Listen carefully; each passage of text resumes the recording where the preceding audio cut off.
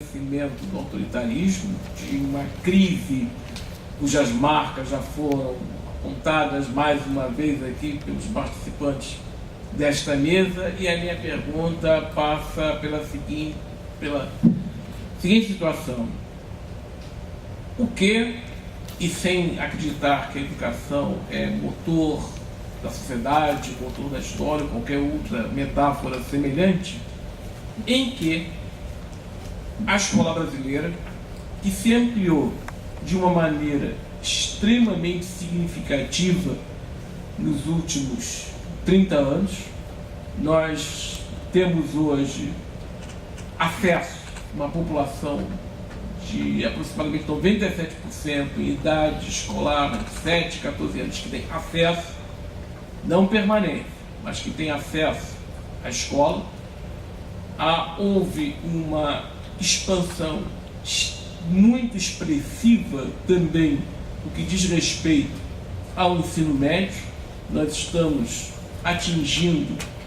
uma faixa de aproximadamente 70%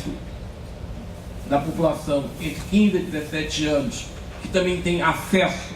não permanente, mas que tem acesso ao ensino médio. Nós superamos uma tradição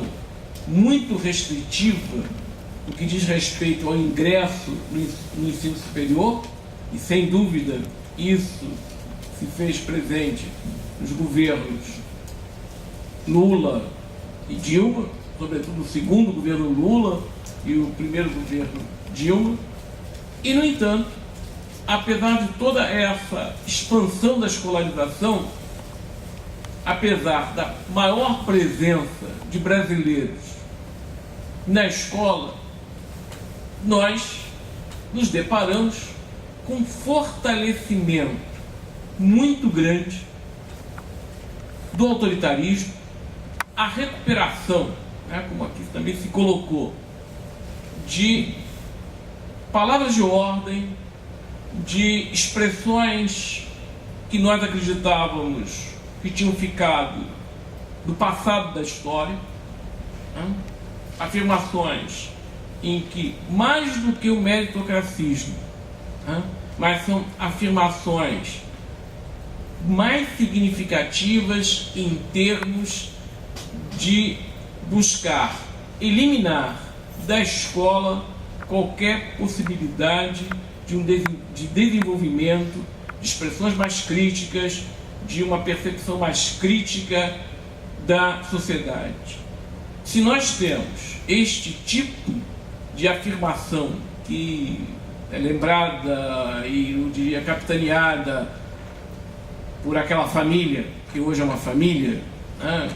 um pouco mafiosa, sem dúvida alguma, que é a família Bolsonaro, que é a capitã do movimento pela escola sem partido,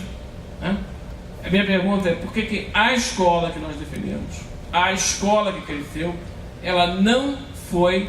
capaz de impedir não a expressão autoritária, mas o desenvolvimento, a propagação e a aceitação, não pelas classes dominantes, mas sobretudo pelas classes médias e por grande parte das classes populares, que, se não aplaudem o golpe em curso, ficam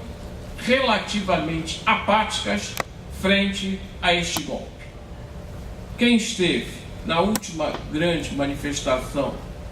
às vésperas daquele espetáculo que ocorreu no domingo, nas ruas de Copacabana, na Avenida Atlântica, uma das palavras de ordem da esquerda era que era a hora da favela se fazer presente, porque era a hora daqueles que foram, de alguma maneira, mais contemplados pelas políticas sociais, pelas políticas de compensação, seja no sentido econômico,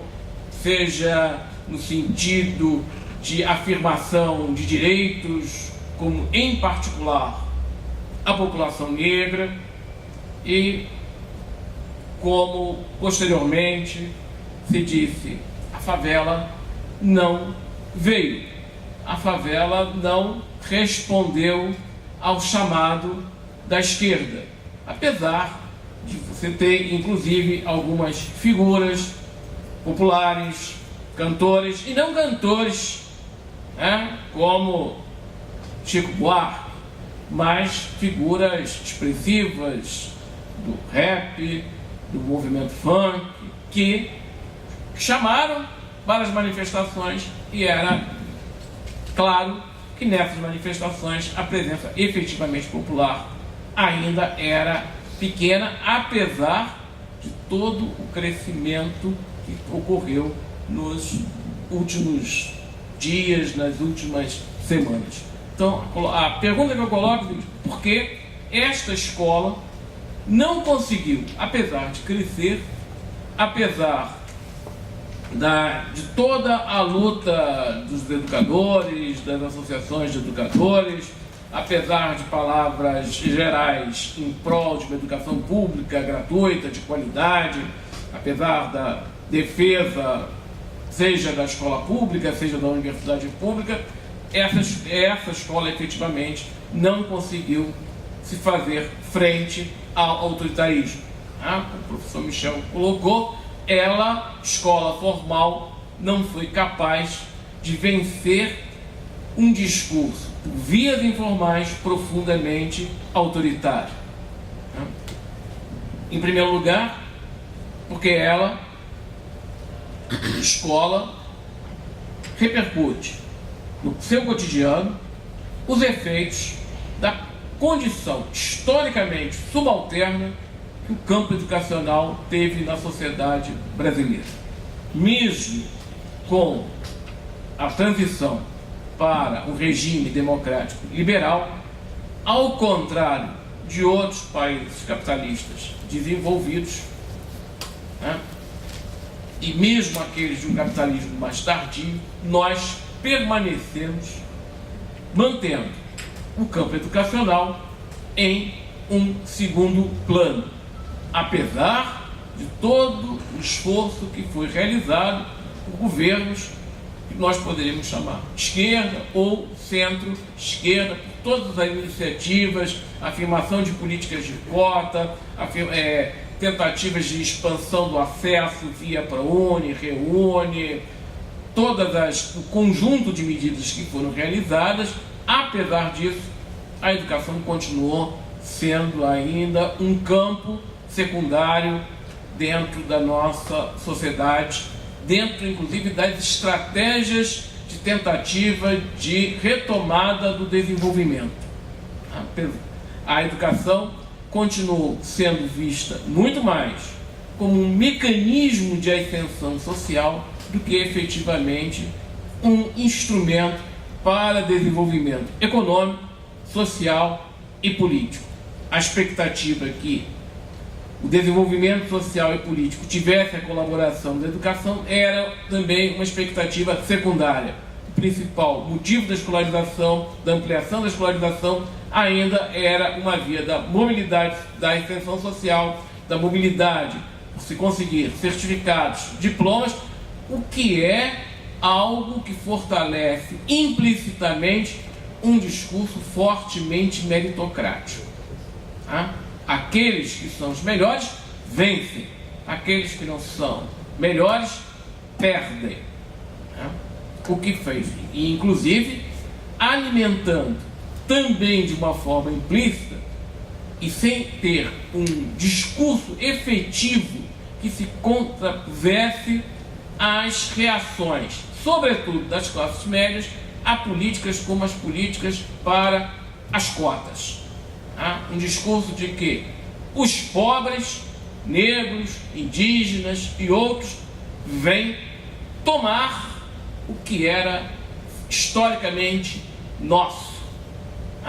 O que estava sendo tomado não era a passagem de avião, como muitas vezes se falou em pico. O que estava sendo tomado era a ascensão social pela via da escolarização, pela via da universidade, mesmo quando, para a grande maioria dos que aspiravam a ascender pela via do ensino superior, isto passava a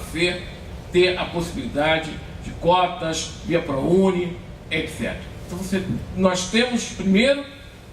uma educação que continuou subalterna e não conseguiu enfrentar alguns grandes problemas, inclusive,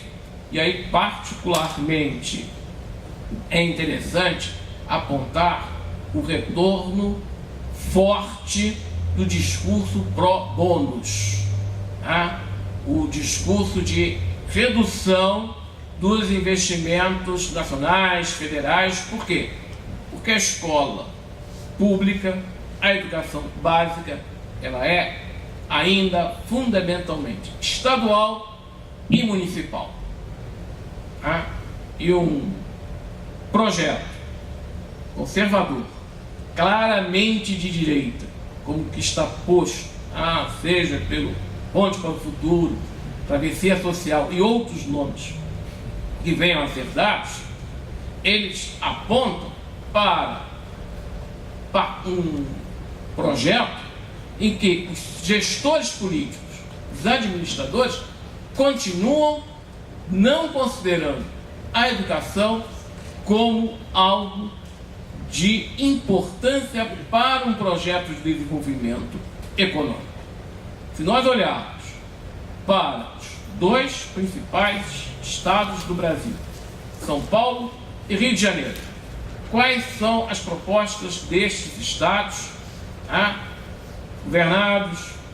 PSDB, governados ou nos últimos anos pelo PMDB, mas um conjunto anterior, pós o segundo governo Leonel Brizola, e continuou afirmando uma política de que escola é algo que deve ser apoiado externamente. A escola é algo que, para ter sucesso, deve ter um apoio externo de determinadas empresas que vão apadrinhar essas escolas. As demais, a falta de recursos. Se nós olharmos que um dos principais problemas que nós enfrentamos, inclusive dentro das universidades, é a formação dos professores, não é em função de técnicas de estágio, porque, fundamentalmente, quem hoje procura os cursos de licenciatura tem objetivos muito, em sua grande maioria, e uma maioria muito expressiva, muito distintos do que o exercício do magistério. E isto por um motivo extremamente simples. Quem é o grande empregador do magistério no Brasil? As redes públicas, estaduais e municipais, que, quando oferem um enorme salário, este salário é pelo menos 5 ou 6 vezes inferior ao que um outro profissional de nível superior tradicional, tipo um médico, ou um advogado, ou um engenheiro, aspira em 5, 6 anos atingir como a sua renda individual. Solicitar que jovens ingressem na universidade para se proletarizar é, no mínimo, nós continuarmos nos enganando. E quem mais lutou contra a política deste governo do PT, de piso nacional do magistério, foram exatamente as forças que hoje se colocam em nome do golpe e que atuaram juridicamente, politicamente, de tal forma que o piso nacional do magistério é conhecido em algumas conversas de educadores e colocadas como o teto salarial do magistério, porque não é apenas piso, é o mínimo que tem que ser colocado. A continuidade desse processo e a consolidação de um golpe vai alimentar ainda mais a crise da nossa educação. Por quê? Porque as forças com que nós estamos enfrentando, primeiro, elas vão continuar reproduzindo esta condição secundária. Vão tentar legitimar a condição secundária em nome de uma meritocracia que vai manter baixos salários, apesar das políticas de bônus, e que vai afetar profundamente algumas características que começaram a avançar na escola brasileira após muitos anos. Provavelmente nós teremos uma flexibilização de quem pode vir a ser professor, como já foi colocado anos atrás,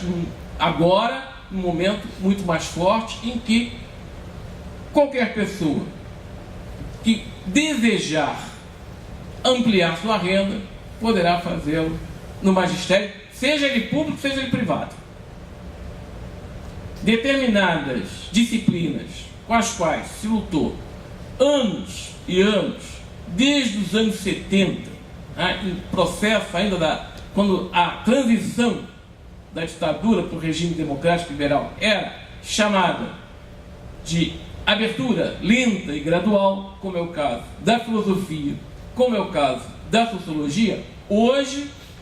já são combatidas fortemente em determinadas redes públicas, como é o caso do Rio de Janeiro, em que você tem uma única aula de filosofia ou de sociologia por semana, o que faz com que, por exemplo, os professores dessas áreas tenham se transformado em verdadeiros cacheiros viajantes, que é um dia numa escola, outro dia na outra escola, outro dia na outra. Escolas privadas estão transformando essas disciplinas em videoaula ou CD-aula, Você recebe um CD e tem uma prova de tantos em tantos tempos e pronto. Essas disciplinas provavelmente serão eliminadas, porque isso significará reduzir recursos e alimentará ainda um discurso mais fascista dos escolas sem partido, capitaneados aí pela família Bolsonaro. Agora, o que é impressionante, o que é importante, que talvez a gente se levantar, é que apesar de todo o esforço dos educadores, das associações dos educadores, dos sindicatos de educadores, duas coisas eu acho que ficaram não percebidas. Em primeiro lugar, não se efetivou uma aliança real com aqueles que mais necessitariam de uma escola de qualidade, que são os trabalhadores e suas representações sindicais e partidárias. Embora os educadores, os professores sejam contra escolas sem partido, muitas vezes os seus movimentos também foram sem partido, sem uma efetiva organização que não fosse apenas das suas principais associações. Eu estou aqui diante do vice-presidente regional da ANPAI, o professor Jorge Najá, que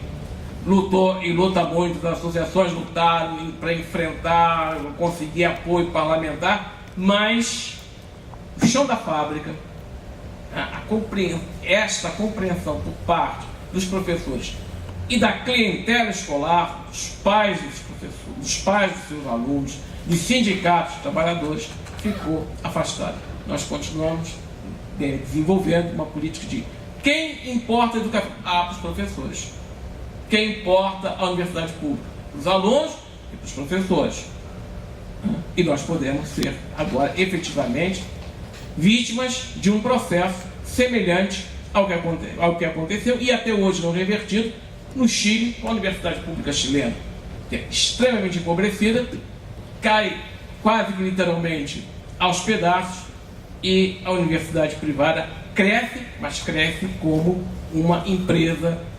vendendo serviços e cobrando mensalidade, algo completamente diferente, como o professor Michel colocou, das grandes instituições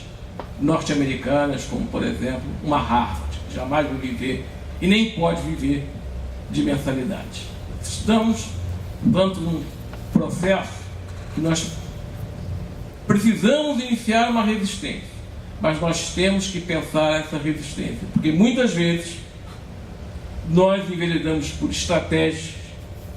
que foram incorretas. Muitas vezes, nós, ao lutarmos por direitos específicos, de professores, educadores em geral, nós acabamos desconsiderando outros interesses. Quando, muitas vezes, nós entramos em greves absolutamente prolongadas, nós estávamos, na verdade, despolitizando todo o nosso processo de luta, não fazendo com que esta luta efetiva, real, justa, não fosse apenas vista como uma luta de um grupo corporativo versus um governo, seja ele lá qual fosse. Perdemos, muitas vezes, uma percepção mais global, mais ampla, e poderemos, talvez com isto, pagar um preço muito alto.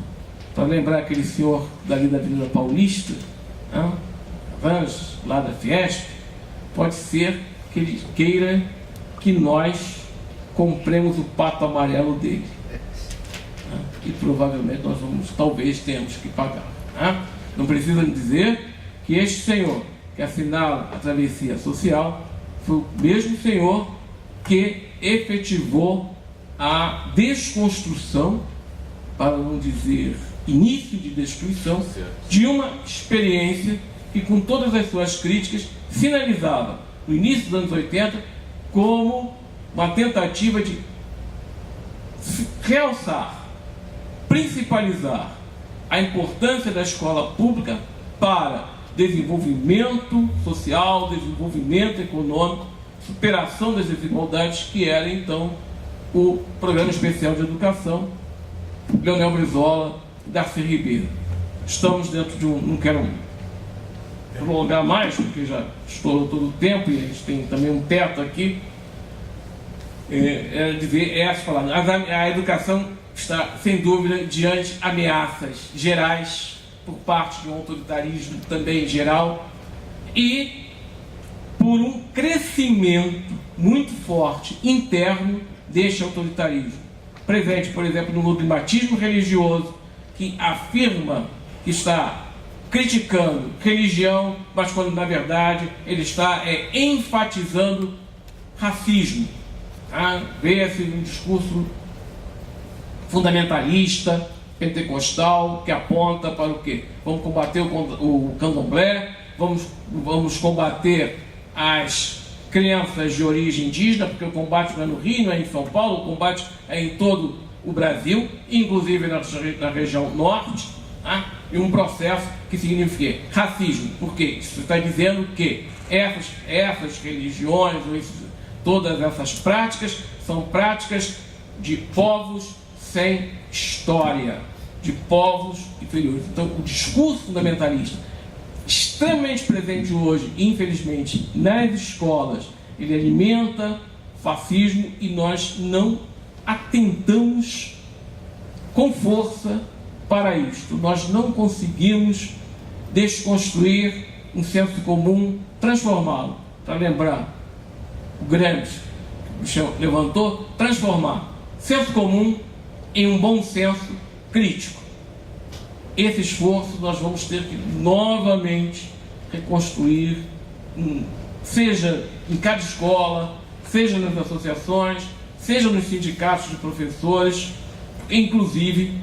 entidades que muitas vezes, salvo algumas exceções, não têm hoje a dimensão que tiveram no final dos anos 70 e no início dos anos 80. Então, só isso, só para encher.